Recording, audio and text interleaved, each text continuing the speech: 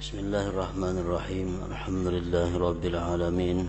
Wassalatu wassalamu ala asyrafil anbiya wal mursalin sayyidina Muhammadin wa ala alihi wa ashabihi ajma'in. Qala al-musannifu rahimahullah wa nafa'ana bi ulumihi fid dharain amin. Di dalam rakaat yang kedua hendaklah engkau ulangi seperti kaifiat atau cara rakaat yang pertama.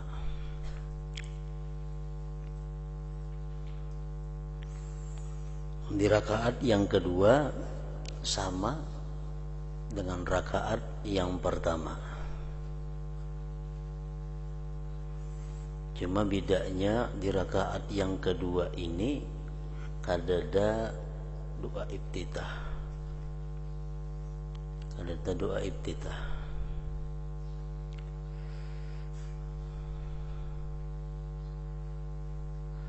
Bermula daripada perkataan a'udzubillahi minasyaitonir rajim sampai kepada sujud yang kedua.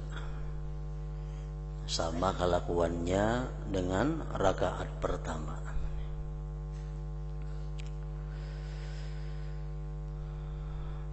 Nah, setelah kita sujud yang kedua di rakaat yang pertama, di rakaat yang kedua, setelah sujud yang kedua di rakaat yang kedua, kemudian hendaklah engkau duduk untuk tasyahud awal dan hendaklah engkau letakkan tangan kanan di atas paha kanan dan menggenggamkan jari-jarinya kecuali jari telunjuk dan ibu jari, maka engkau biarkan keduanya tanpa digenggamkan. Nah, ini misalnya, jadi 3 jari ini digenggamkan, tinggal 2 jari nang kada digenggamakan untuk tangan sebelah kanan.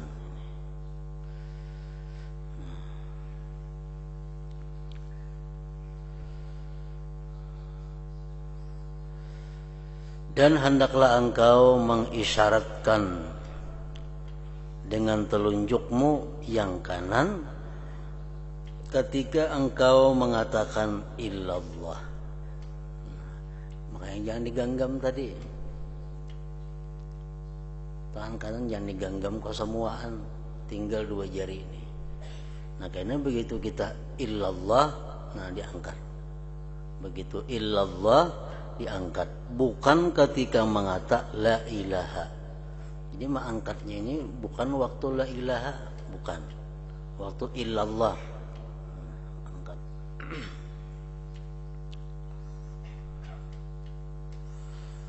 Dan letakkan tangan kirimu dalam keadaan terhurai, dan letakkan tangan kirimu dalam keadaan terhurai tidak digenggam di atas paha kiri.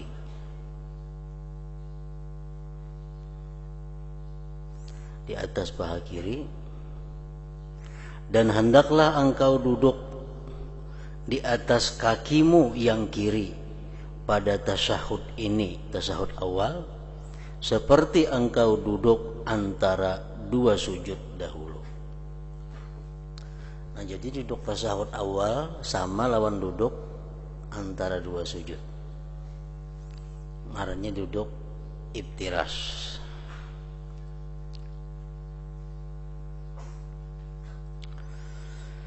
Dan hendaklah engkau duduk tawarruk pada tasyahud akhir, yaitu duduk tawarruk tadi dengan menundukkan punggungmu yang kiri, dengan mendudukkan punggungmu yang kiri dan mendirikan telapak kaki kanan dan meletakkan kaki kiri di bawah kaki kanan dengan dikeluarkan sedikit ujung kaki kiri itu di bawah kaki kanan. Itu duduk tawarruk ngarannya, duduk tasahud akhir. Samuan sudah tahu aja itu.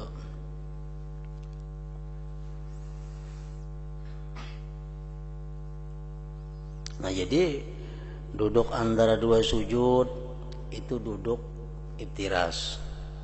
Duduk tasahud awal duduk iftiras. Duduk tasahud akhir ngarannya duduk tawarruk. Nah, duduk dengan cara seperti itu hukumnya adalah sunat. Hukumnya sunat. Namun derajat sunatnya itu kada sampai kepada makruh apabila ditinggalkan. Misalnya orang tasahud awal duduk macam tasahud akhir. Duduk macam tasahud akhir. Ini dia meninggalkan sunat.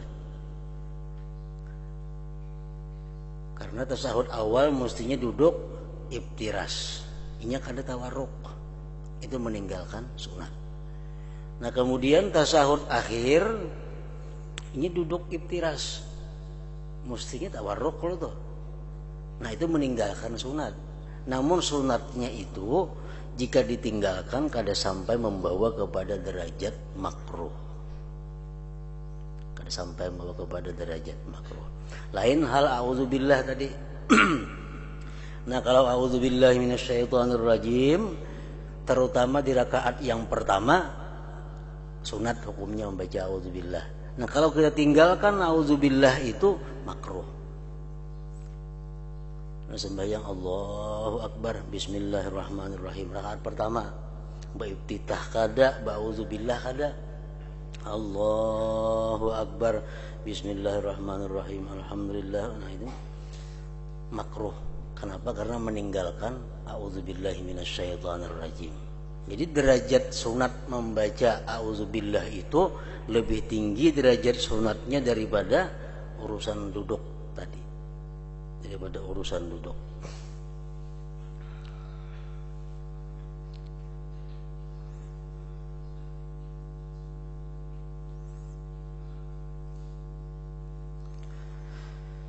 Dan hendaklah engkau sempurnakan membaca doa yang maksur daripada Rasulullah sallallahu alaihi wasallam pada tasyahud akhir ini.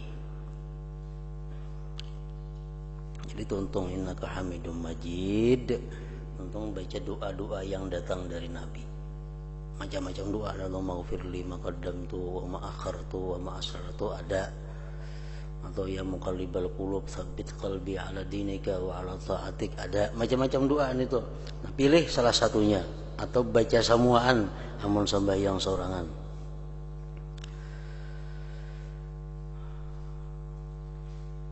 Kemudian kata ulihmu selepas selesai daripada segala doa itu akan assalamualaikum warahmatullah 2 kali. Sekali ke kanan dan sekali lagi ke kiri. Dan hendaklah engkau menoleh ketika memberi salam itu sekira-kira dapat dilihat putihnya pipimu dari sebelah tepimu, dan niatkan ulihmu akan keluar daripada sembahyang. Jadi berpaling menoleh itu mesti kelihatan pipi kiri kita ini orang yang di belakang kita. Assalamualaikum warahmatullahi. Ini menoleh ini banyak sehingga orang di belakang sebelah sana melihat pipi kita. Sebelah kiri Assalamualaikum warahmatullahi. Jadi orang sebelah kiri sana melihat pipi kita sebelah kiri. Itu batasannya menoleh ke kanan dan ke kiri.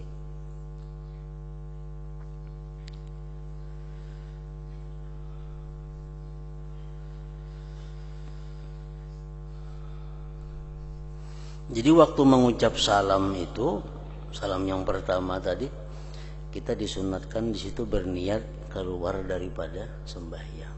Sunat itu berniat keluar. Dan hendaklah engkau niatkan memberi salam kepada orang-orang yang ada di kanan dan di kiri daripada segala malaikat dan manusia. Itu pun sunat juga.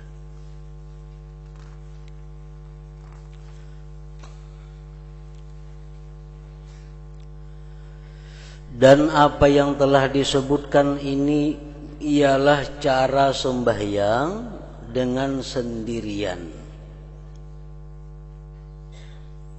Mulai membaca doa iftitah, a'udzubillah, Fatihah, surah, sampai seterusnya tadi. Keterangan itu untuk orang yang sembahyang sendirian. Dan akan disebutkan cara sembahyang berjamaah pada pasal akan datang. Dan yang paling penting diberi perhatian di dalam sembahyang ini adalah khusyuk dan hadir hati.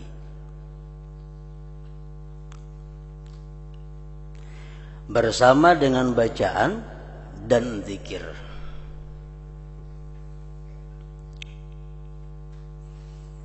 Nah, sebagaimana kita tahu bahwa antara hati dengan anggota tubuh itu ada hubungan. Makanya Rasulullah melihat orang yang sembahyang menoleh ke kiri ke kanan. Jadi melihat ada sahabat Nabi sembahyang, kata kekaruan lah gerak-geriknya. Nah, ujar Nabi berkata, andai kata dia khusyuk, dia tidak seperti itu. Artinya apa? Kalau orang itu khusyuk, jelas sembahyangnya itu bergerak sesuai dengan gerakan yang diperintah. Ujar Nabi, andai kata dia khusyuk, dia kadang jam itu gerakan-gerakan sembahyangnya. Nah, jadi artinya antara gerakan tangan, gerakan kepala, gerakan kaki, gerakan semuaan di awak ini ada hubungannya dengan hati yang khusyuk.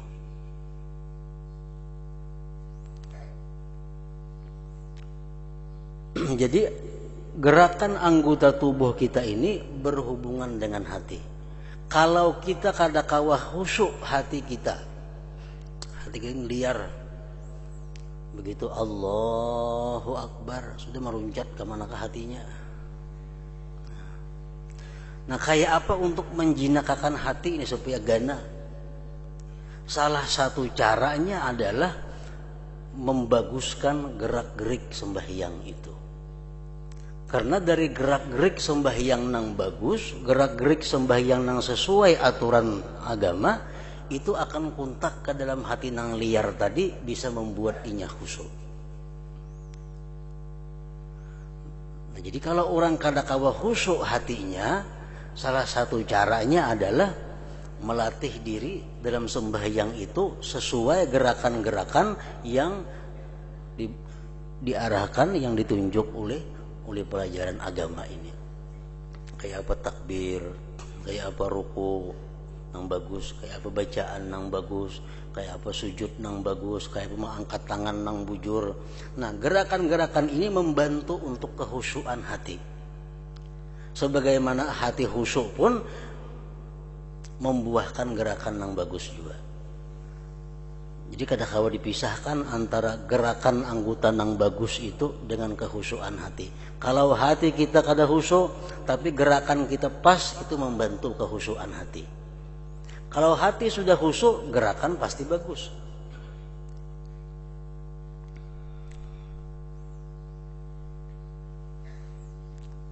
Jadi kadang-kadang dipisahkan antara gerakan sembahyang. Mungkin kita berpikir memangnya sembahyang itu barang aja kayak apa, kan yang penting hati khusyuk, nah tuh kada mau. Kalau hati khusyuk pasti bagus gerakannya. Kadang-kadang bakal simpulan yang penting khusyuk hati. Bertakbir ke sembahyang itu angkat tangan gak kada kah, duduknya macam apa kah, yang penting hati khusyuk, nah tuh kada hawa. Karena setiap hati nang khusyuk, gerakannya pasti keluar sesuai dengan yang dianjurkan agama, yang dianjurkan syariat ini. Nah, kalau kadakawa khusyuk hati, bantu dengan gerakan yang baik itu, pasti akan memberi bekas kepada kekhusyuan hati.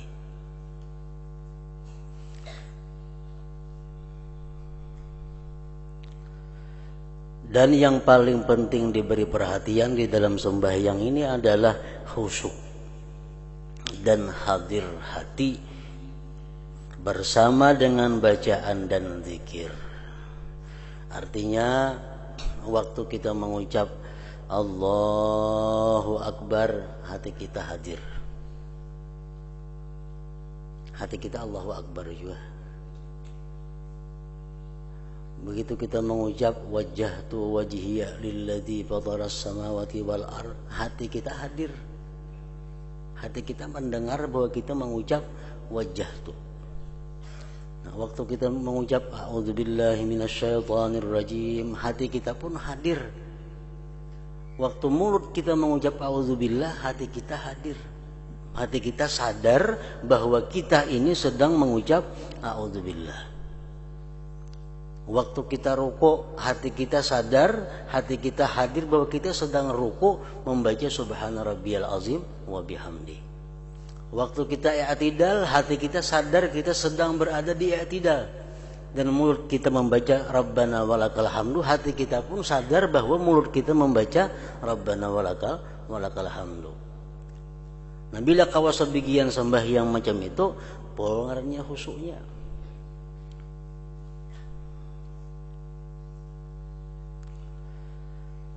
Kadang-kadang kita waktu mulut kita ini mengucap alhamdulillahirabbil alamin, hati kita ada alhamdulillah. Hati kita mungkin ada di halaman, atau hati kita ada di samping rumah, atau hati kita ada di luar rumah. Padahal mulut kita membaca alhamdulillah. Nah, ini ngarannya hatinya kada hadir. Hatinya kada hadir. Kita duduk di sini duduk. Hati kita sadar bahwa kita ini duduk sekarang ini di musala. Itu hadir ngarannya hati. Tapi kalau kita duduk di sini, tapi hati kita memikirkan di dapur, itu ngarannya kada hadir hati. Kada hadir hati itu. Kita duduk di sini, tapi hati kita memikirkan di rumah, memikirkan di pasar, hati kita kada hadir ngarannya. Nah, hati hadir itu macam apa? Kita duduk di sini, sadar hati bahwa aku sekarang duduk di musala. Itu pengertian hadir hati.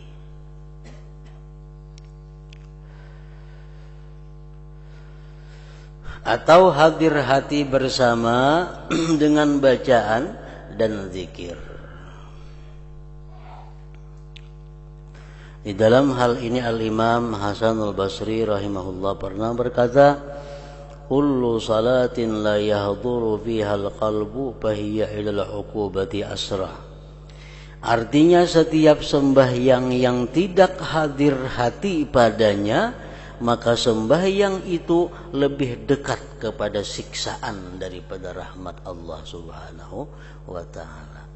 Kita sembahyang tapi hati kita kada hadir. Nah, hati kita kada sadar, itu lebih dekat kepada siksaan daripada rahmat Allah Subhanahu wa taala.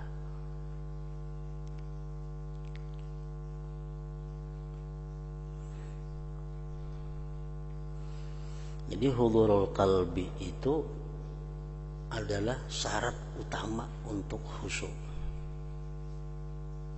Kalau kita kada hadir hati itu kada kawa khusyuk sudah nyata. Syarat pertama itu hudurul qalbi, hadir hati. Hadir bahwa kita mengucap alhamdulillah. Dari itulah kita bisa paham apa yang kita baca itu alhamdulillah. Dari kita sadar kita ini mengucap alhamdulillah, di situ kita lalu paham bahwa yang kita baca alhamdulillah artinya segala puji bagi Allah. Amunnya kita kada hadir hati, jauh lawan paham dari apa yang kita baca. Nah, kalau kita kada hadir hati, kada mau kita paham.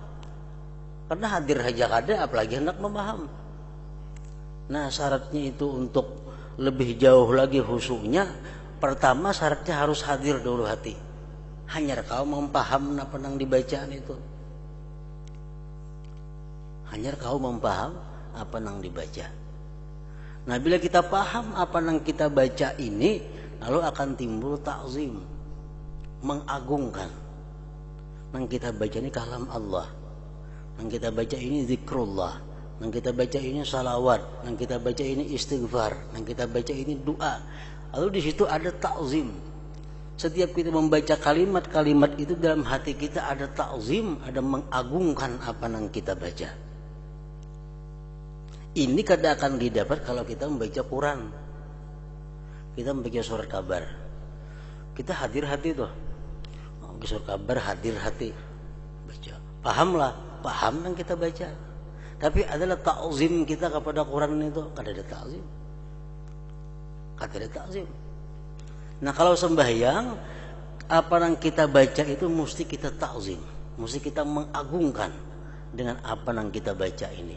Lain dengan kita membaca surat kabar atau membaca surat-surat manusia lainnya. Nah, ta'zim ini pun kada akan dapat kalau kita kada paham. Kada paham kalau ta'zim. Kalau ada bahasa Inggris bacaannya, paham aja kada, apalagi membesarkan kada kawa. Nah, jadi ta'zim ini buah daripada paham. Sedangkan paham itu buah daripada hudurul qalbi, hadir hati. Jadi hadir hati itu lebih dahulu andaknya, hanya kau mengerti apa yang kita baca. Yang kita bacanya adalah kalam Allah, lalu ada ta'zim dalam hati kita, ada rasa mengagungkan. Nah, itu bagian daripada khusyuknya seseorang.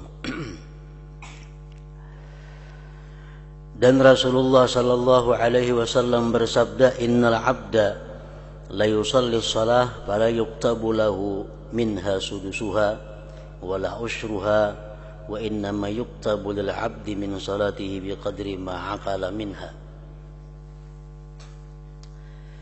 Artinya sesungguhnya seseorang hamba itu mengerjakan sembahyang, padahal tidak dituliskan ganjaran sembahyangnya itu melainkan hanya 1/6-nya. Jadi misalnya hanya sembahyang 4 rakaat itu 6 menit tuntung. Ada orang yang sembahyang cuma 1 menit saja dihitung Tuhan. 5 menitnya perai, tidak dihitung. Atau 1/10-nya saja.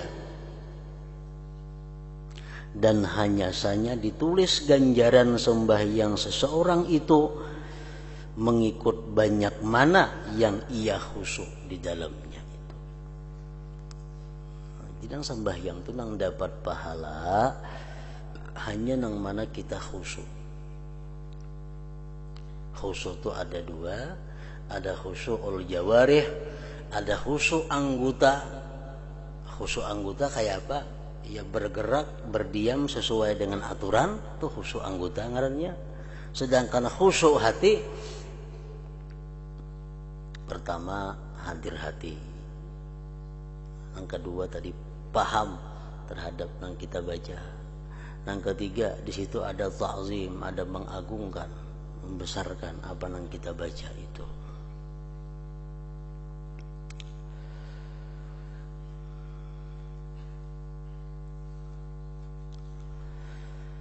Yang ke-12, adab-adab menjadi imam dan adab-adab menjadi makmum. Adab-adab sembahyang berjamaah. Pertama, sebaik-baiknya bagi seorang imam itu bahwa ia meringkaskan sembahyangnya.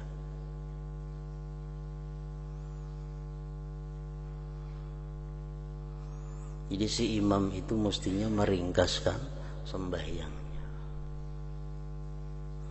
Dalam hal ini Anas bin Malik radhiyallahu anhu berkata, aku tidak pernah bersembahyang di belakang seseorang yang lebih ringkas sembahyangnya tetapi lebih sempurna selain daripada Rasulullah sallallahu alaihi wasallam.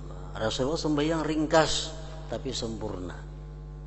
Mun orang ringkas cuma kada betul makninah, itu kada sempurna ngarannya.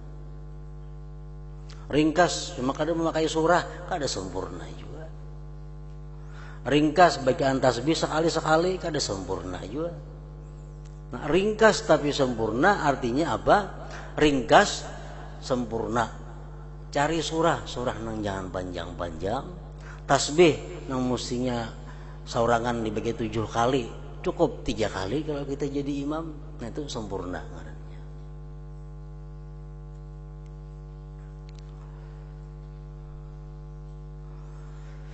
Jadi seorang imam mesti mengambil sembahyang itu ringkas, jangan hendak panjang-panjang.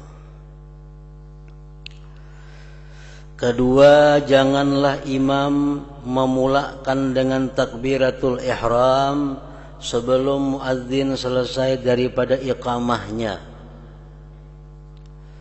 Jelas sudah itu. Misalnya orang qamat, qad qamatis shalatu qad qamatis shalah, Allahu akbar, imam adalah itu kada ada bang. Nah jadi mesti selesai dahulu qamatnya dan sebelum saf diluruskan. Jadi imam itu jangan takbiratul ihram sebelum saf lurus. Nah di zaman Sayyidina Umar, beliau sebelum mengangkat takbiratul ihram, beliau pasti bertanya dulu kepada yang di belakang, sudah rata saf? Sudah. Hanya Allahu akbar takbiratul ihram. Nah jadi rata akan dahulu saf, hanya mulai mengangkat takbiratul ihram. Ketiga, imam hendaklah mengangkatkan suaranya dengan takbir. Takbiratul ihram, takbiratul intiqal, takbir berpindah dari satu rukun ke rukun yang lain, itu imam mesti nyaring. Ketiga, imam hendaklah mengangkatkan suaranya dengan takbir, dan makmum pula jangan mengangkatkan suaranya kecuali sekedar untuk mendengarkannya pada dirinya sendiri. Makmum jangan nyaring. Mengangkat takbir cukup sekadar seorang aja mendengar. Nah, imam nang nyaring itu.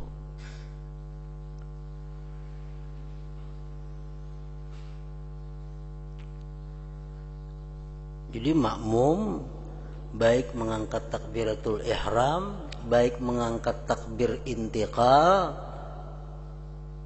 cukup seorang aja mendengar. Jangan nyaring. Cukup palingnya seorang mendengar takbir cukup bagi makmum. Allahu akbar, seorangan aja mendengar cukup. Nang nyaring itu adalah imam.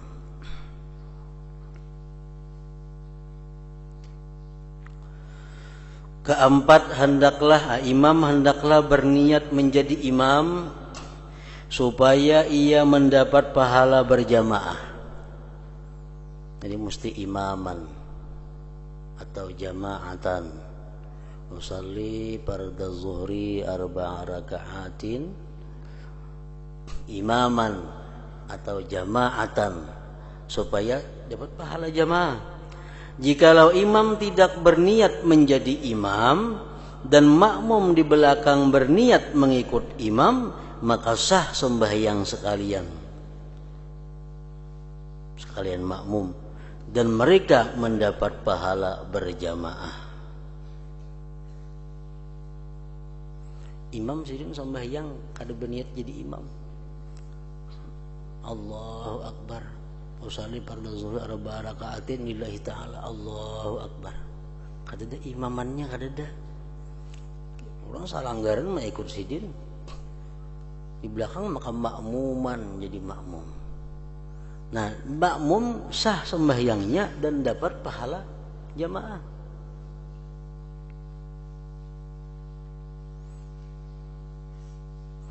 Dan sah juga sembahyang imam, tetapi ia tidak mendapat pahala sembahyang berjamaah. Imam pun sah juga, cuma sidin kada dapat pahala jamaah karena kada berniat jadi imam.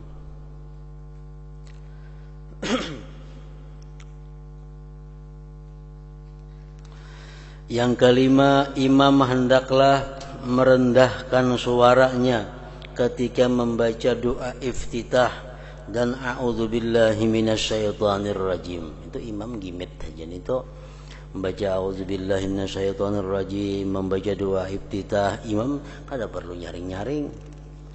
Seperti halnya orang yang sembahyang sendirian. Dan imam hendaklah meninggikan suaranya ketika membaca suratul Fatihah dan surat yang selepasnya pada sembahyang subuh dan 2 rakaat yang permulaan daripada sembahyang maghrib dan isya.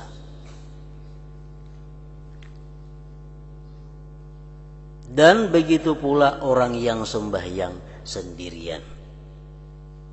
Kita sembahyang sorangan maghrib benyaring membaca Fatihah lawan surah pada 2 rakaat yang permulaan.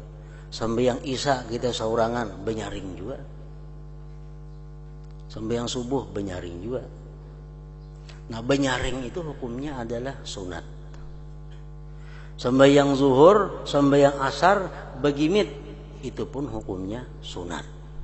Nah, sunatnya ini sunat yang tinggi derajatnya. Kalau kita tinggalkan itu makruh.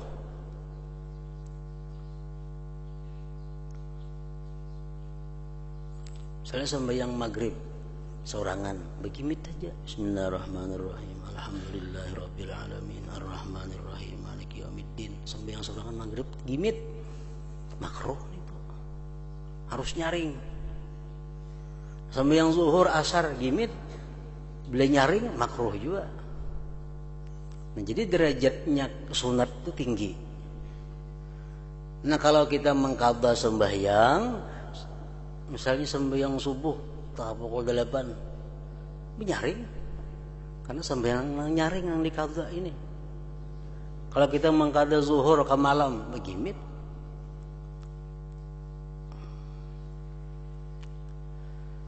itu sunat. Kalau kita menyalahi itu maka makruh. Dan hendaklah imam meninggikan suaranya dengan perkataan amin pada mana-mana rakaat yang dituntut meninggikan suaranya dalam bacaan. Dan hendaklah makmum menyertai imamnya meninggikan suara dalam bacaan amin dengan tidak terkemudian daripadanya. Jadi dalam sembahyang ini antar imam dan makmum gerakan-gerakan bacaan-bacaan itu macam-macam. Ada gerakan atau bacaan yang makmum ini wajib berdudi pada imam. Apa? Takbiratul ihram. Takbiratul ihram itu makmum wajib berdudi pada imam. Muntah imbai kada sah sembahyangnya. Jadi begitu imam Allahu Akbar hanya boleh di belakang Allahu Akbar. Kalau imam masih Allah di belakang Allahu itu kada sah sudah terimbai. Nah, takbiratul ihram ini wajib makmum berdudi pada imam. Ada yang sunat makmum berdudi pada imam. Sunat berdudi pada imam. Misal membaca Fatihah, nah itu mesti berdudi pada imam. Rukuk berdudi pada imam. Sujud berdudi pada imam. Nah, ini sunat berdudi. Nah, dalam sembahyang ada juga makmum dan imam ini sunat beimbai. Nang mana waktu mengucap amin. Nah, waktu mengucap amin ini imam makmum disuruh serentak beimbai. Jangan imam dahulu. Waladhdallin amin. Hanya amin di belakang adalah kayak itu kalau orang mesti beimbai aminnya karena itu sunat beimbai. Nah, bila makmum ini beimbai lawan imam, pas taimbai lawan aminnya para malaikat, maka itu akan mendapatkan satu fadilat yang besar.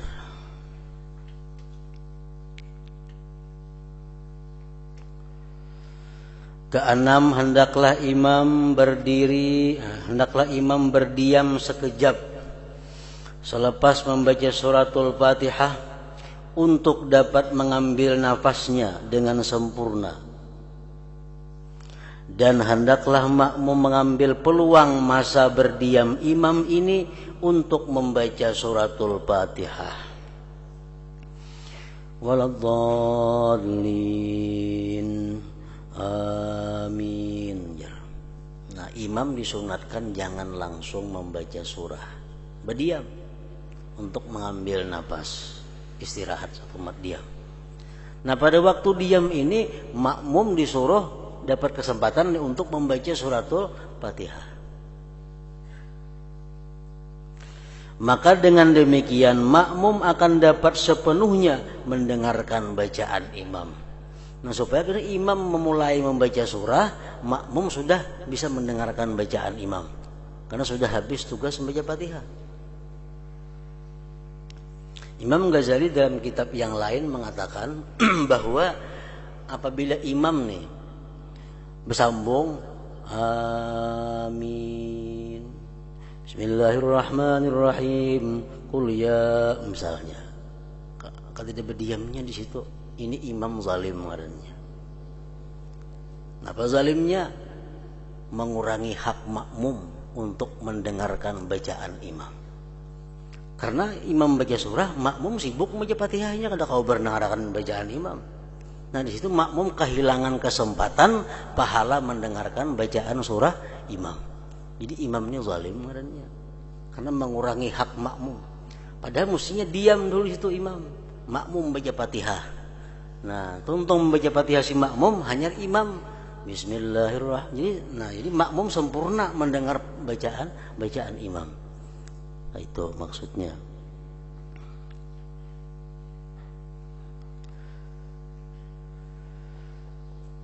Dan ia jangan membaca surat pada sembahyang yang imamnya telah meninggikan bacaan surah,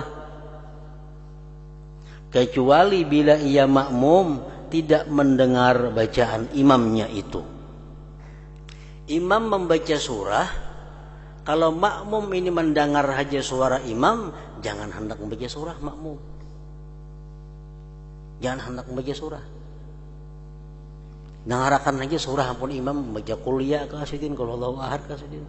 Tapi kalau suara imam ini kadang-kadangaran ke belakang, mic-nya mati umpamanya. Jadi kadang-kadangaran sih membaca surah napa kada tahu di muka tuh, kadang-kadangaran. Nah, si makmum disunatkan masing-masing membaca surah. Nang kada mendengar, dengar bacaan imam aja. Nang kita kada mendengar di belakang, baca surah seorang. Baca surah seorang. Dan ia si makmum jangan membaca surah pada sembahyang yang imamnya telah meninggikan bacaan surah, kecuali bila ia si makmum tidak mendengar bacaan imamnya itu.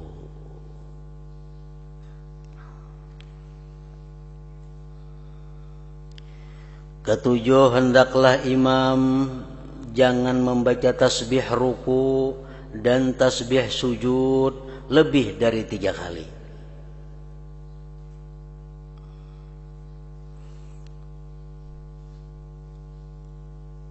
Makruh nih tuh. Kalau tak 4 kali si imam nih baca subhana rabbiyal a'la wa bihamdi, subhana rabbiyal a'la wa bihamdi, subhana rabbiyal a'la wa bihamdi, cukup 3 kali imam. Kalau sembahyang surangan sebaiknya berapa kali semalam? 7 kali. Kalau jadi imam, nah itu cukup 3 kali. Jangan lebih pada itu.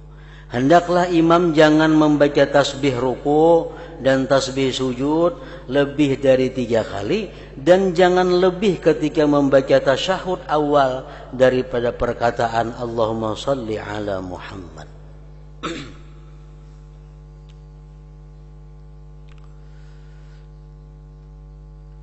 Jadi membaca tasyahud awal cukup ingat asyhadu an la ilaha illallah wa asyhadu anna Muhammadar Rasulullah, Allahumma shalli ala Muhammad. Sunat tambahi Allahumma shalli ala Sayyidina Muhammad. Allahu Akbar. Jangan dibuat wa ala ali Muhammadnya. Ini imam.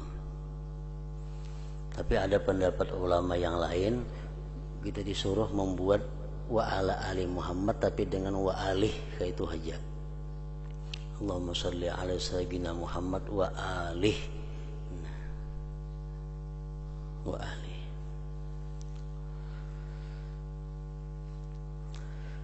Kedelapan, hendaklah imam jangan membaca selain daripada suratul Fatihah pada 2 rakaat yang terakhir, pada sembahyang yang 3 rakaat atau 4 rakaat. Basurah itu sembahyang nang 4 rakaat pertama dan kedua.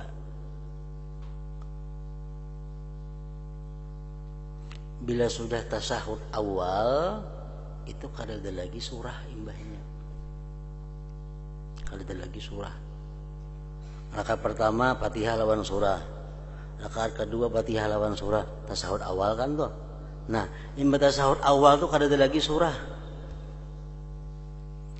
Sembahyang apa aja kah itu? Misalnya kita sembahyang duha. Sembahyang duha kita mengambil 4 rakaat. Sekaligus salam. Kada dua-dua, ada 4 sekaligus. Nah, rakaat pertama Fatihah dan surah. Rakaat kedua Fatihah dan surah.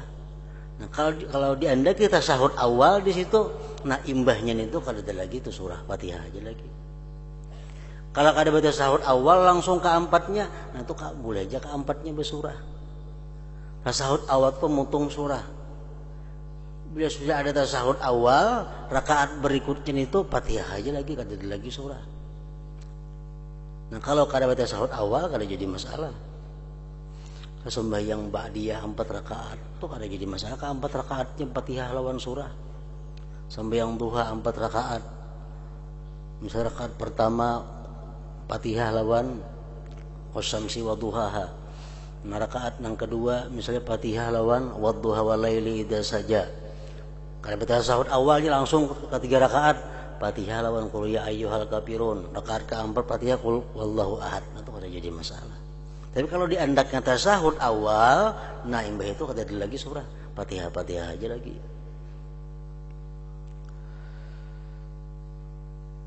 Kedelapan, hendaklah imam jangan membaca selain daripada suratul Fatihah pada 2 rakaat yang terakhir, pada sembahyang yang 3 rakaat atau 4 rakaat. Dan janganlah ia suka memanjangkan bacaan seperti memanjangkan doa di dalam tasyahud akhir selepas ia membaca tasyahud yang wajib dan selawat ke atas Rasulullah sallallahu alaihi wasallam. Jangan hendak panjang doa. Jadi begitu ingat Hamidum Majid, cukup imam tambahi lagi sebuting doa. Misalnya maghfirli ma qaddamtu ma akhartu ma asrartu. Cukup sebuting. Jangan ditambah doa yang daripada Nabi. Itu sembahyang sorangan aja itu. Saya semalaman kan begitu salat awal kada akhir kada bapak menjadi imam kada kawa. Imam mesti ringkas dan sempurna. Yang ke-9, hendaklah imam berniat ketika memberi salam itu akan mengucapkan salam kepada ahli jamaah, dan ahli jamaah pula berniat dengan salam mereka itu menjawab akan salam imam. Hadratin Nabi sallallahu alaihi wasallam. Al-Fatihah. Iyyaka na'budu wa iyyaka nasta'in. Ihdinas siratal mustaqim. Shiratal ladzina an'amta 'alaihim. Bismillahirrahmanirrahim. Alhamdulillahi rabbil alamin. Allahumma shalli wa sallim wa barik ala sayyidina Muhammad wa alihi wa sahbihi ajma'in. Allahumma ighfir lana ma akhta'na wa ma tahammadna wa ma asrarna wa ma a'lanna wa ma asrafna wa ma anta alam bihi minna antal muqaddim wa antal muakhir la ilaha illa anta. Allahumma anfa'na bima 'allamtana wa 'allimna ma yanfa'una wa zidna fahman wa ilman wa amalan wa hudan wa tawfiqan bi rahmatik ya arhamar rahimin. Allahumma ihfazna wa ihfaz man ma'ana wa ma'ana min al-bala wa syarri kulli dzar. Sallallahu alaihi wasallam Muhammad wa alihi wasallam.